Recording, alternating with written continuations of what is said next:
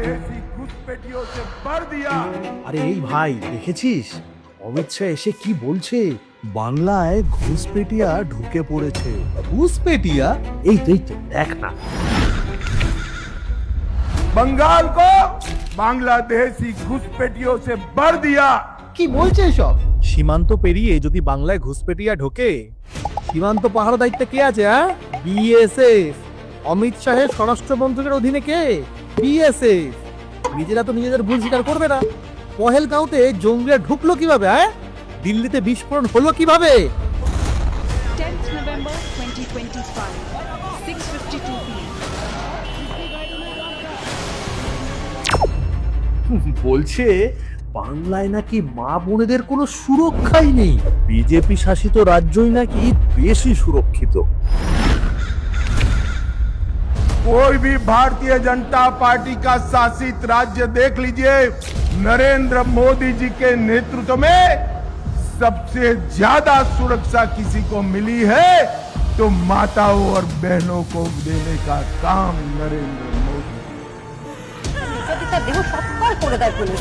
অভিযোগ পরিবারের আপত্তি সত্ত্বেও যোগী আদিত্যনাথের পুলিশ মাঝরাতে তরুণীর দেহ তুলে নিয়ে যায়।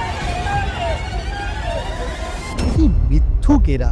এনসিআরবি রিপোর্টে তো বলে দিচ্ছে উত্তরপ্রদেশ, রাজস্থান, মধ্যপ্রদেশে মহিলাদের উপর কি সাংঘাতিক অত্যাচার হচ্ছে। কুলদীপ সিং সিংহার, ব্রিজভূষণ সরণ সিংরা তো বিজেপির পোস্টার বয়, ওদের কাছে ধর্ষকরাই হিরো।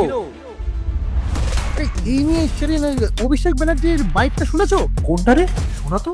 মহিলাদের উপর একাধিক নির্যাতনের ঘটনা, খুনের ঘটনা, ধর্ষণের ঘটনা, যারা দায়ী তারা সুপ্রিম কোর্ট, হাইকোর্ট থেকে বেল পাওয়ার পরে বিজেপির মঞ্চতে গিয়ে মালা পড়ছে। কোর্ট তিরস্কৃত করছে, বিজেপি পুরস্কৃত করছে। আর আমাদের দিদি মেয়েদের স্বনির্ভরতার জন্য যা যা করেছে, লক্ষ্মীর ভান্ডার বলো, কন্যাশ্রী, সেগুলো একবার নিজেদের রাজ্যে চালু করে দেখাক তো।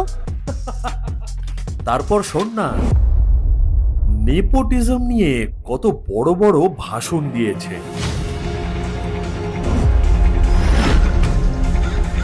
भाजपा एकमात्र पार्टी ऐसी है जो वंश परंपरागत परिवार की राजनीति नहीं करती।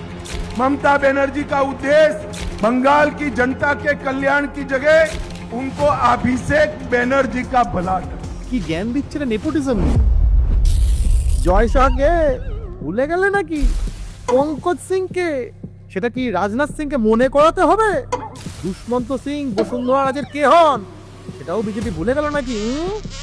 আর দুর্নীতি নিয়ে জ্ঞান দিচ্ছে।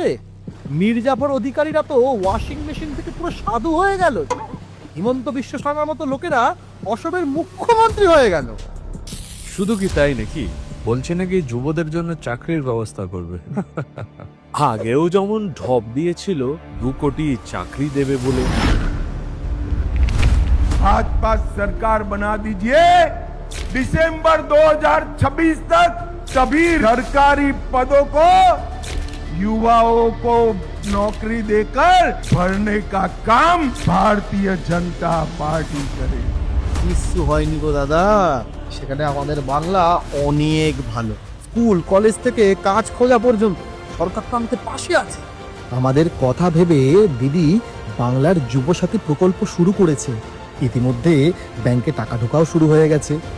মাসে 1,500 টাকা, অর্থাৎ বছরে 18,000 টাকা। কিন্তু দরকারের সময় অনেক, সেটা মানতেই হবে। 7th পে কমিশন নিয়ে বাতেলাটা শুনবি? सरकारी कर्मचारियों को 7वां वेतन आयोग का तनख्वाह मिलना चाहिए या नहीं मिलना चाहिए? मैं आज कहकर जाता हूं, सभी लोग भाजपा सरकार बना दो, 45 दिन में ही हम 7वां वेतन आयोग की तनख्वाह देने का काम। ভাই আমার না অমিত শাহকে ভীষণ জিজ্ঞাসা করতে ইচ্ছে করছে, অন্য রাজ্যে অবসরপ্রাপ্ত সরকারি কর্মীদের কি হাল? ওখানে তো সরকারি কর্মীদের পেনশনই নেই, অথচ আমাদের প্রতিটা সরকারি কর্মীর অবসরের পর পেনশনের সম্পূর্ণ দায়িত্ব বহন করি।